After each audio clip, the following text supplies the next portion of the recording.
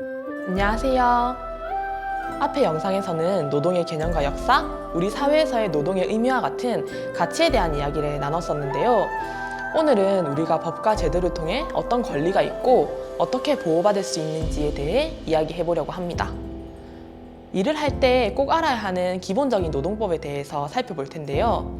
일을 시작할 때, 일을 하고 있을 때, 그리고 일을 그만둘 때로 나눠서 각 상황별로 알아야 하는 법률에 대해 알아보겠습니다. 첫 번째로는 일을 시작할 때입니다. 먼저 근로계약이란 무엇일까요? 근로계약은 노동자가 사용자에게 근로를 제공하고 사용자는 그 대가로 임금을 지급하는 것을 목적으로 체결된 계약을 말합니다. 이 근로계약서에는 꼭 명시해야 하는 사항이 있는데요. 임금은 얼마인지, 근로시간은 몇 시간인지, 주휴일은 언제인지, 연차나 휴가는 어떻게 되는지 등이 반드시 포함되어야만 합니다.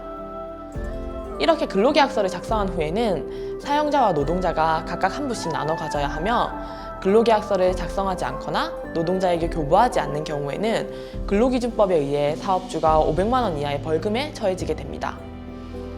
그런데 만약 이러한 법에도 불구하고 노동자가 근로계약서를 작성하지 못했거나 교부받지 못한 경우에는 어떻게 해야 할까요?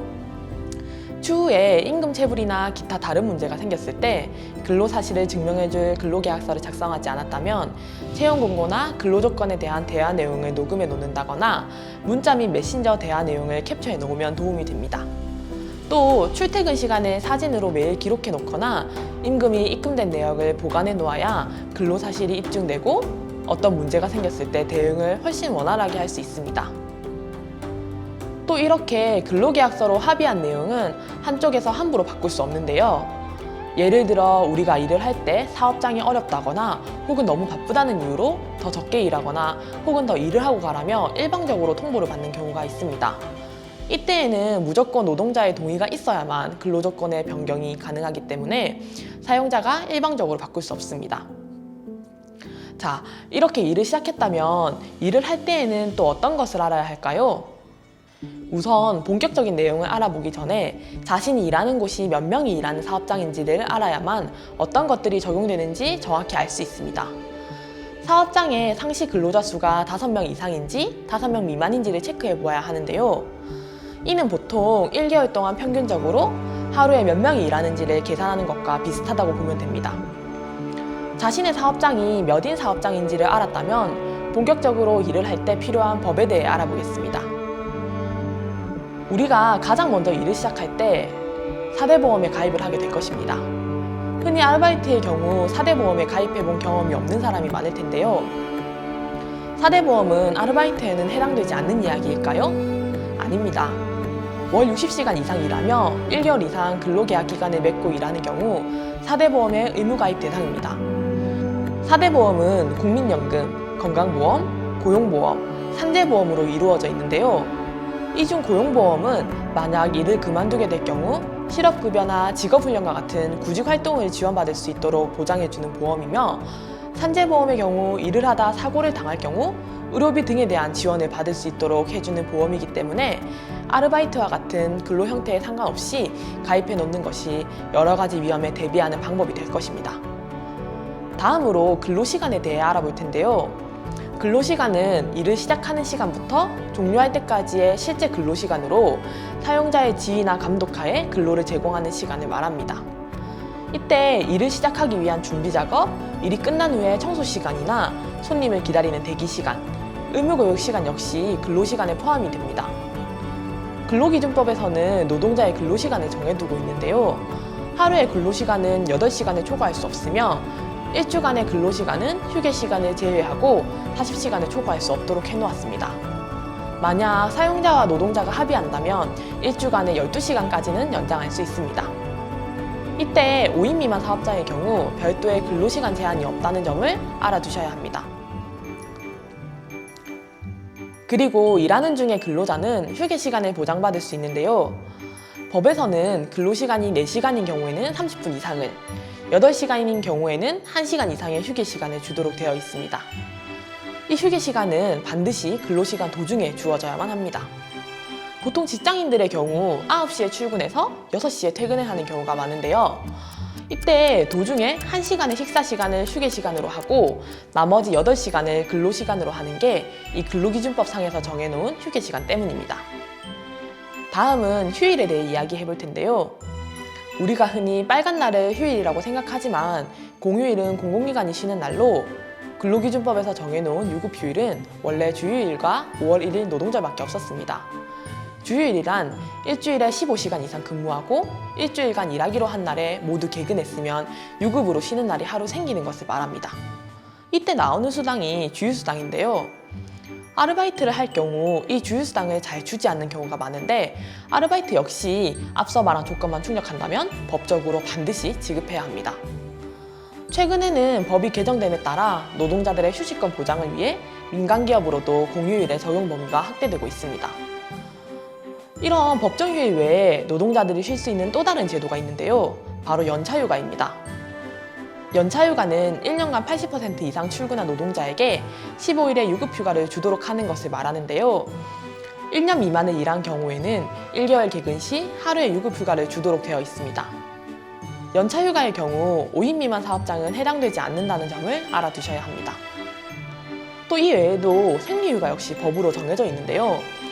여성 노동자가 사용자에게 청구할 경우 월 1일의 생리휴가를 주어야만 합니다. 생리휴가는 앞서 말한 법정휴일이나 연차와 다르게 무급휴가인 점을 알아두셔야 하고 이 역시 5인 미만 사업장에서는 해당되지 않습니다. 다음으로는 우리가 가장 관심이 많은 부분일 텐데요. 임금에 대해서 알아보겠습니다. 2021년 올해의 최저임금이 얼마인지는 다들 아시죠? 네, 8,720원입니다. 2022년 내년의 최저임금은 9,160원인데요. 일하는 노동자라면 누구나 최저임금 이상의 금액을 받아야 합니다. 때로 수습기간이라고 하며 최저임금을 지급하지 않는 경우가 있는데요. 수습기간의 경우 1년 이상의 근로계약을 했을 때만 최대 3개월까지 최저임금의 90%를 줄 수 있도록 되어 있습니다. 이때 주방보조나 주유원, 패스트푸드 준비원 등과 같은 단순 노무 업무에서는 수습기간을 통해 숙련기간을 가질 필요가 없다고 판단해서 최저임금 감액이 불가하니 자신이 일하는 직종이 어디인지, 근로계약기간 얼마인지, 또 수습기간이 적용된다고 하더라도 최저임금의 90%보다 적게 주는 것은 아닌지 체크해볼 필요가 있습니다. 임금에는 중요한 4가지 원칙이 있는데요. 매월 1회 이상 일정한 날짜에 지급하는 것, 노동자 본인에게 직접 주어야 하는 것, 사용할 수 있는 현금인 돈으로 지급해야 하는 것, 근로계약에서 정한 임금 전체 액수를 지급해야 하는 것, 이렇게 4가지를 임금의 4대 원칙이라고 합니다. 만약 사업주가 계약서에 명시된 임금액보다 미달하는 금액을 지급하면 임금 체불에 해당되어 노동청에 진정을 넣을 수 있으며 3년 안에만 진정을 넣으면 받을 수 있는 효력이 있습니다. 우리가 만약 연장근로나 야간근로 또는 휴일 근로를 하게 되면 가산수당을 받을 수 있는데요. 하루에 8시간을 초과해서 일할 경우 초과한 시간에 대해서는 임금의 50%를 가산해서 받아야 합니다. 오후 10시부터 다음날 오전 6시 사이에 일을 하는 야간근로 역시 마찬가지며 휴일로 명시된 날에 일을 할 때에도 50%의 가산수당을 추가로 받을 수 있습니다. 하지만 이 가산수당 역시 5인 이상 사업장에만 해당되며 5인 미만 사업장의 경우 원래 임금대로 계산해서 받게 됩니다. 만약 사업장에 어떤 일이 생겨 쉬게 되면 우리는 임금을 어떻게 받아야 할까요? 근로기준법에서는 사용자의 규책 사유로 회사가 쉬는 경우 평균 임금의 70% 이상을 휴업수당으로 지급하도록 규정해 놓고 있어 노동자의 생계를 보장하고 있는데요. 이 역시 5인 미만 사업장의 경우 해당이 되지 않습니다. 이렇게 일을 할 때에는 근로시간, 임금, 휴일과 휴가, 휴게시간, 4대 보험 등등을 꼼꼼히 챙겨보며 나의 권리를 지키며 일을 해야 합니다. 그렇다면 일을 하다가 그만둘 때에는 또 어떤 것들을 챙겨야 보아야 하는지 알아보겠습니다. 먼저 퇴직금에 대해 알아보겠습니다. 퇴직금은 일주 평균 15시간 이상 일을 하고 1년 이상 일을 했다면 받을 수 있는데요. 아르바이트 노동자 역시 이 조건만 충족한다면 당연히 퇴직금을 받아야 합니다. 일한 기간 1년당 평균 임금 32분 정도의 금액을 받게 되는데요. 사용자는 노동자가 일을 그만둔 날로부터 14일 이내에 퇴직금을 지급해야 하며 만약 지급하지 않을 시 임금 체불에 해당되어 노동자는 임금 체불로 진정을 넣을 수 있습니다. 이 역시 3년 이내에만 청구하면 되기 때문에 영상을 보는 여러분들도 일을 그만둔 지 3년이 되지 않은 일터에서 퇴직금을 못 받은 적은 없는지 한번 살펴보시면 좋을 것 같습니다. 일을 그만둘 때는 계약 기간이 종료되었거나 노동자가 자발적으로 그만두는 경우 외에도 해고를 당하는 경우도 있을 텐데요. 사용자는 노동자를 해고하기 위해서는 정당한 사유가 있어야 하며 어떤 잘못을 했다고 해서 바로 해고할 수 있는 것이 아니라 적법한 징계 절차를 거치는 등의 과정을 가져야 하고 해고의 사유와 날짜를 적어 서면으로, 즉 반드시 문서로 통지해야만 합니다. 이러한 적절한 절차와 방법을 거치지 않을 경우 부당해고가 됩니다. 그런데 이러한 부당해고의 경우 5인 이상 사업장에만 해당되는 사안이어서 5인 미만 사업장의 경우 해고로부터 노동자를 보호할 방법이 마땅히 없는 안타까운 현실입니다. 다만 5인 미만 사업장과 5인 이상 사업장 모두 해당되는 것이 두 가지 있습니다. 첫 번째로는 노동자를 절대 해고할 수 없는 해고 제한에 대한 것입니다. 사용자는 노동자가 업무상 재해나 질병으로 쉬는 기간, 출산으로 인해 쉬는 기간, 육아휴직 기간은 절대 노동자를 해고할 수 없도록 규정해 놓고 있습니다. 두 번째로는 해고 예고에 대한 것입니다. 해고 예고제의 경우 해고하기 30일 전에 미리 알려주며 30일 전에 해고 예고를 하지 않는 경우에는 31분 이상의 임금에 준하는 해고 예고 수당을 지급해야 하는 것이 그 내용입니다. 이렇게 일을 그만둘 때에도 꼭 알아야만 하는 여러 가지 사안들이 있는데요. 이러한 규정들이 상시 근로자 수가 몇 명인지에 따라 적용되는 것과 적용되지 않는 것이 있어 한번 정리해보고 넘어가도록 하겠습니다. 5인 미만 사업장에 적용되는 근로기준법 내용은 근로계약서 작성 및 교부 의무, 해고의 제한, 해고 예고제, 임금의 4대 원칙과 최저임금, 휴게시간과 주휴일, 퇴직금과 4대 보험과 같은 것이며 적용되지 않는 규정으로는 연차휴가, 생리휴가, 가산수당, 휴업수당, 부당해고, 해고 서면 통지 등이 있습니다. 마지막으로는 권리구제 방법에 대해 알아볼 텐데요. 우리가 만약 일을 하다가 부당한 일을 당했을 경우 어떻게 해야 하며 어떻게 제도적으로 보호받을 수 있을까요? 먼저 최저임금에 미달되는 임금을 받거나 주휴수당, 연장 야간 휴일수당과 같은 가산수당, 퇴직금 등을 못 받는 임금체불이 발생했을 경우에는 고용노동부에 진정을 넣을 수 있는데요. 고용노동부 홈페이지에서 온라인으로 임금체불 진정서를 제출할 수도 있고 지역에 있는 관할 노동청에 방문하여 상담을 받고 진정서를 제출할 수도 있습니다. 진정서가 접수되면 근로감독관이 사실관계를 조사하고 사용자에게 체불임금을 지급하도록 지시하게 됩니다. 그런데 사실 현실적으로 진정서를 넣는 것에 문턱을 높게 느끼거나 사용자와의 관계 때문에 임금체불을 겪더라도 참고 넘어가는 경우가 많은데요. 임금체불의 경우 진정을 넣을 수 있는 시효가 3년이기 때문에 당장의 관계 때문에 어렵다면 조금 시일이 지나고 나서 임금체불에 대한 권리를 행사하면 됩니다. 다음으로는 일하다가 다치거나 아플 경우인데요. 앞에도 말씀드린 것처럼 우리나라에서는 산재보험이라는 제도를 통해 노동자가 업무상 부상이나 질병을 입었을 때 보상을 해주고 있습니다. 노동자의 실수로 다쳤어도 산재보험에 가입되어 있지 않아도 비정규직이어도 산재보험으로 보상을 받을 수 있으니 꼭 챙겨봐야 합니다. 먼저 일하다가 다쳤을 경우 사고 발생 시간, 사유, 현장 상황 등을 기록해놓고 병원 진료 시에 일하다가 다쳤다는 것을 꼭 말해야 합니다. 그리고 필요한 서류들을 모아 노동자가 직접 관할 근로복지공단에 산재보상 신청서를 제출하면 됩니다. 산재는 사업주의 동의 여부와 관계없이 노동자가 직접 신청할 수 있는 것이니 어려워 말고 신청하시면 됩니다. 마지막으로 해고를 당했을 경우인데요. 일을 하다가 부당한 사유로 해고를 당했거나 적법한 절차 없이 해고를 당했을 경우 어디서 도움을 받을 수 있을까요? 우리나라에는 노동위원회라는 것이 있는데요. 각 지역의 관할 지방노동위원회에 부당해고 구제 신청을 넣고 부당해고를 인정받으면 복직받을 수 있습니다. 이렇게 권리구제 방법에 대해서 이야기를 해보았는데요. 자신이 어떤 부당한 일을 당했는지 명확히 알면 직접 구제 방안을 활용할 수 있지만 내가 어떤 어려움이 있는지조차 잘 모를 때에는 여러 기관에서 상담부터 받을 수 있습니다. 각 지역별로 무료 노동상담소가 존재하기도 하고 이 외에도 노동자들의 권익 보호를 위해 일하는 노동조합에서도 상담을 받을 수 있는데요. 민주노총이나 한국노총, 그리고 이렇게 영상을 만든 곳인 청년유니온에서도 상담을 받을 수 있습니다. 모두 노동자들을 위하여 활동하는 곳이니 부담 없이 연락 주세요.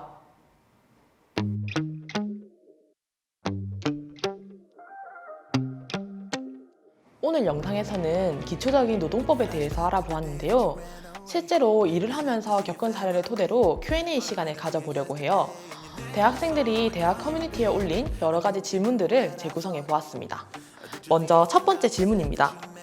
알바 해고 통보를 받고 월급날 제대로 돈을 못 받았는데 신고할 수 있나요? 근로계약서도 쓰지 않았습니다. 이 경우에는 먼저 상시 근로자 수를 알아야 하는데요. 만약 상시 근로자 수가 5인 이상인 사업장이라면 해고 통보를 서면으로 받지 않았다면 부당해고가 됩니다. 지방노동위원회에 부당해고 구제 신청을 할 수 있으며 30일 전에 해고 통보를 하지 않았다면 30일분의 해고 예고 수당도 받을 수 있습니다.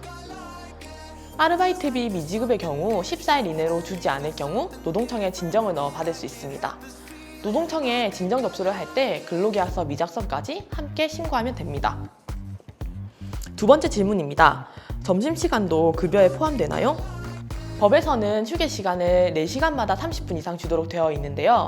보통 휴게 시간을 식사 시간으로 활용하는 경우가 많습니다. 휴게 시간의 경우 무급이어도 상관이 없습니다. 세 번째 질문인데요. 알바 수습 기간에는 시급 계산을 어떻게 해야 하나요? 사장님은 수습 기간에는 원래 월급을 안 주는 거라고 하면서 그래도 너는 70%는 주겠다고 말씀하셨어요. 이럴 경우 어떻게 해야 하나요? 수습 기간의 경우 1년 이상 근로계약을 체결했을 때만 3개월 동안 최저임금의 90%를 줄 수 있도록 하는데요. 이때에도 단순 노무업종인 카페, 식당 서빙 알바, 편의점 판매원, 주유원 등의 경우에는 수습 기간을 적용할 수 없도록 하고 있습니다. 사업주와 이 부분에 대해서 이야기해보고 만약 그럼에도 불구하고 임금을 적게 주는 경우에는 최저임금 위반 및 임금체불로 노동청에 진정이 가능합니다. 네 번째 질문입니다. 알바를 1년 못 채우고 그만뒀는데 3개월 동안 수습기간이라고 해서 최저임금의 90%만 받았습니다. 그런데 근로계약서도 쓰지 않았고 일도 실제로 1년을 안 했는데 10%에 대해 돌려받을 수 있나요? 이 경우 처음 근로계약을 맺을 당시에 근로기간을 얼마로 정했는지가 중요합니다. 근로기간에 대해서 별도로 정하지 않고 일을 했다면 기간에 정함이 없다고 보는 경우가 많아서 본인 의사로 1년 이내에 그만뒀다면 10%에 대해서 받기 어려울 수 있습니다. 만약 1년 미만으로 근로기간을 정했다면 그에 대한 증빙을 당사자가 준비해야 인정을 받을 수 있습니다. 다섯 번째 질문입니다. 아르바이트 인수인계를 받는 중에 그만뒀는데요. 이때 일한 만큼의 돈은 받지 못하나요? 인수인계나 교육기간이라고 하더라도 근로시간이 포함되기 때문에 일한 만큼의 임금은 당연히 받아야 합니다. 여섯 번째 질문입니다. 알바를 하다가 팔에 화상을 입었는데 병원비를 받을 수 있을까요? 일을 하다가 다쳤을 경우 4일 이상 치료가 필요한 정도의 상해라면 산재보험에서 보상을 받을 수 있습니다. 산재보험에 가입되어 있지 않더라도 근로복지공단에 산재보험 소급 가입 신청을 하고 보상을 신청할 수 있습니다. 산재보험 신청은 사업주의 동의가 없어도 가능합니다. 일곱 번째 질문입니다. 알바를 하다가 시급이 내려가기도 하나요? 원래 시급이 최저시급보다 많았는데 오늘 받은 월급이 최저시급을 기준으로 받았습니다. 내린다는 이야기가 없었고 지금까지는 최저임금보다 많이 받았는데 이 경우 어떻게 하면 좋을까요? 이 경우 노동자의 동의 없이 근로조건을 변경하면 안 됩니다. 지난 기간 동안 최저임금 이상으로 임금을 받은 증거자료로 이체 내역이나 사업주와의 연락 내용이 있으면 모아두고 임금체불로 진정을 넣을 수 있습니다. 네, 이렇게 몇 가지 실제 질문을 재구성해서 우리가 흔히 일하면서 겪을 수 있는 상황에 대해서도 알아보았는데요. 조금 도움이 되셨나요? 법과 제도에 대한 이야기이다 보니 다소 어렵게 느껴질 수도 있을 것 같습니다.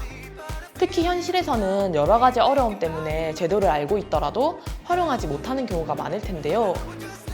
우리가 앞에서 함께 배웠던 것처럼 노동인권은 노동자라면 누구나 누릴 수 있는 보편적인 권리이고 그 권리를 행사하는 것이 이상하거나 유별난 행동이 아니라 당연한 것임을 꼭 인지하고 스스로의 권리를 찾는 것에 주저함이 없었으면 좋겠습니다. 이 영상을 끝으로 저희가 준비한 6개의 영상은 끝났습니다. 노동의 의미, 노동자의 역사, 노동을 바라보는 시각, 우리나라 노동의 현실, 노동상관과 노동조합, 그리고 노동법까지 우리 사회에서 일하는 노동자로서 살아가기 위한 최소한의 내용을 짧은 영상 안에서 전달하려 하다 보니 좀 더 많은 이야기를 하지 못한 것 같아 다소 아쉬움이 느껴지기도 합니다. 그럼에도 저의 영상을 시청한 여러분들은 함께 배운 내용을 토대로 일하는 노동자로서의 자부심을 가지고 조금 더 나은 사회를 위한 연대와 포용의 마음을 가지게 되셨기를 바랍니다. 그럼 안녕.